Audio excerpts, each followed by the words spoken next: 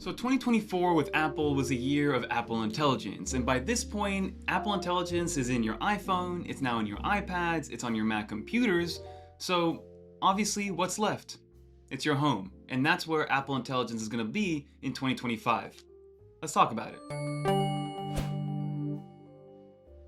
So there are three main things that are associated with your home when it comes to Apple products. The first is going to be HomePod, then the Apple TV, and finally the actual home application and HomeKit. And Apple Intelligence is going to be in all those devices coming in 2025. So let's start off with Apple's HomePod and HomePod Mini specifically because that's Apple's smart speaker. And as of right now, they are dead last in my opinion in terms of smart speakers out there in the marketplace, with Alexa being around there, Google Home products being way better, and the Siri Assistant, at least the one that's built into that current HomePod and HomePod Mini, is still stuck in what feels like 2011. So it remains yet to be seen exactly what chip or what sort of system on a chip they're going to put inside of the new HomePod Mini, but it will be capable of running Apple Intelligence, especially when it comes to Siri, because again, the HomePod Mini is all about interacting with Siri, it's all about home automation, it's all about making sure that your HomeKit is working, at least that's how I end up using it. Because right now the HomePod Mini, at least the way that I personally use it, is for three main things. First and foremost is to turn off and on lights that are in my living room. And secondly is to turn timers on for a multitude of different reasons, whether it's cooking or timeouts and things like that. And thirdly, it's going to be to play music around the house and to control things like your Sonos speakers and your AirPlay speakers and things like that. So those are the main functions of my HomePod right now, and I don't really use it for anything else. So including Apple Intelligence in there, including the new smarter Siri, will make it a lot easier to have conversations with it, because I'll be totally honest, when I talk to the HomePod and I talk to Siri and I start to say things, at this point right now it's just easier for me to pull up my phone and manually check off different things in my HomeKit or manually turn on a timer, because the Siri on the HomePod Mini isn't that smart, and if I kind of fumble over my words even just the slightest, it asks me to repeat myself or doesn't hear me and things like that. So including the smarter Siri and Apple Intelligence in the new HomePod Mini I think is an absolute must, and one of the first things to expect in probably March of 2025 when they do update the HomePod Mini. As of right now, the design of the HomePod Mini should stay relatively the same. It might include a couple different colors, and this new HomePod Mini is supposed to be the entry point into Apple's HomeKit and Apple's big home hub that they're creating later in 2025, because there have been rumors, like we mentioned in the past, of a new larger HomePod with a 6-inch display that's basically two iPhones side by side, and now this is not that. The HomePod is going to remain the HomePod, it's going to remain the cheapest entry point into Apple's HomeKit and their voice assistant, but do keep in mind that later in 2025 we should get some sort of HomePod with a display on it, which will be a little bit more expensive, but again, obviously more robust, and it's going to have like the standby mode, it's going to have its own Home OS, which Apple should be introducing sometime in WWDC of 2025. So HomePod with a smarter Siri with Apple Intelligence is definitely a net positive, even though right now Apple Intelligence might not be all that it's touted out to be, but we'll see how time goes and we'll see exactly what this new HomePod Mini is going to offer.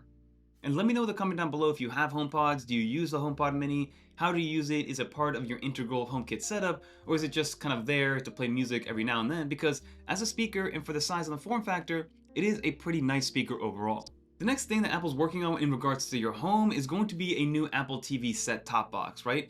Apple, there seems to be some sort of rumor percolating that there is some sort of physical TV that Apple's working on again. We've heard those rumors for years, but I'm going to put that one to the side because the one that's actually coming out will be the Apple TV 4K, and it's going to be enhanced again with Apple Intelligence, because right now, tvOS and the Apple TV 4K, even the latest version, has nothing that involves Apple Intelligence. So bringing that over to your HomeKit and making the Apple TV as your home hub, which is exactly how I use it, will be extremely beneficial overall. And I believe there's going to be two big tiers. As of right now, there's two different Apple TVs, but it's basically just a spec bump in terms of internal storage. But this time around, there's going to be two tiers in terms of actual processor and actual performance and what those capabilities are. We're going to have one Apple TV, which is going to be that entry point level. It should be sub $100 to compete like things like the Fire Stick or whatever Google has on the streaming services front, but it'll still be the same form factor that we've always known and loved. And that will also include some version of Apple Intelligence or some sort of Apple Intelligence support. But we should be getting a little bit more of a robust Apple TV to support an even broader Apple Intelligence integration, but more importantly, gaming on the Apple TV, because Apple has Apple Arcade, and they're investing a lot of money into that. They're getting AAA games onto the App Store, and being able to now connect your Xbox or PlayStation or an MFI controller directly to your Apple TV does allow you to game. And the gaming experience, even right now, is pretty good, especially with Apple Arcade games because they're meant to be run on the Apple TV. And I have my Apple TV connected to my ultra short throw projector, which is 100 inches. So being able to play NBA 2K through Apple Arcade on the Apple TV on 100 inches with my Xbox controller has been an awesome experience. So if Apple focuses a little bit more on the gaming front, adds a little bit more oomph, a little bit more power, a little bit more performance, is going to be really beneficial and could start to take a little bit of market share away from things like an Xbox, things like a PlayStation. I don't think it'll ever get to the point where your Apple TV will be your one and only game console, especially if you are heavy into gaming. But for instance, for a younger kid, like even my daughter at 3 years old likes to play this snake game on the Apple TV with the Apple TV remote. Of course, she gets bored of it after about a minute or two, but the graphics and the game itself does work well, it is fun to use, and I can see this being kind of like a casual gaming device. Especially if you have a bunch of people over, you're able to play these multiplayer games that are kind of inclusive, that allow you to play games like basically a board game or a card game, but instead of using the physical thing, you're playing it on your Apple TV and you're using it amongst people. And of course, there's going to be updates to AirPlay and being able to use all your different iDevices and use your entire Apple ecosystem as well as your AirPlay speakers. Because right now, like I mentioned, I have my Apple TV connected to my Sonos speakers, connected to that ultra short throw projector that I'm using, which I absolutely love. And I also use my Apple TV as my HomeKit hub. So integrating Apple Intelligence, integrating better performance, and again, Apple owning that entire stack, both hardware and software-wise, is just going to give us a very pleasant experience overall. So I'm very excited for a new Apple TV as well as a new HomePod mini. And then finally, which is the most exciting thing for me, especially for people that have been in the Apple ecosystem for years, is that Apple's planning to revive their AirPort Extreme, which is their wireless router, in order to interconnect your entire home device and your home OS and things like that. So again, Apple right now has been working on their own in-house 5G modem, but in that same light, they're working on their own in-house Wi-Fi chips right now. So in that light, it makes a lot of sense that Apple's going to be bringing over a brand new AirPort Extreme and reviving that in order to bring everything interconnected and bring it all together in one simple hub that can be controlled from your iPhone with the Home application and make it extremely easy to use altogether. So now getting a new HomePod mini, also getting a new Apple TV, the inclusion of the AirPort Extreme, the inclusion of Apple Intelligence, everything talking to each other.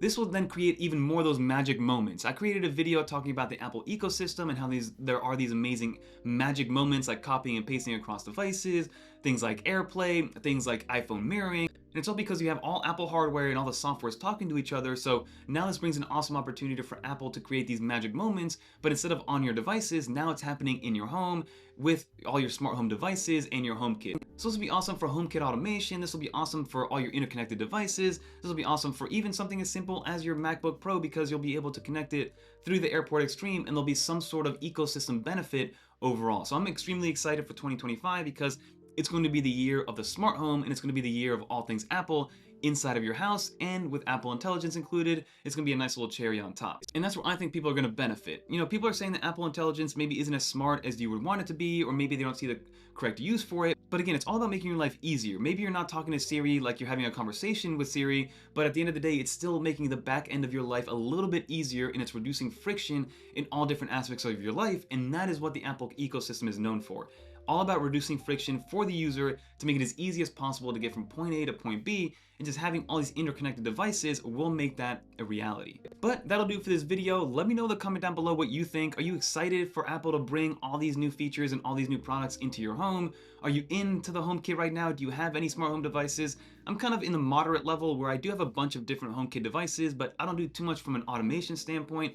I just like to be able to turn my lights off and on, so I have a lot of different switches in my outlets. And I use right now, like I mentioned, my Apple TV as my HomeKit hub, as well as of course my iPhone and my iPad and anything else that I can use to control my HomeKit accessories. But like I mentioned, that'll do it for this video. If you made it to the end, leave a little dolphin in the comments down below so I know you made it to the end. And if you want to watch more videos like this one, definitely check out one of these videos right here. And until next time, I'm Fernando, and I'm out of here, everybody. Peace.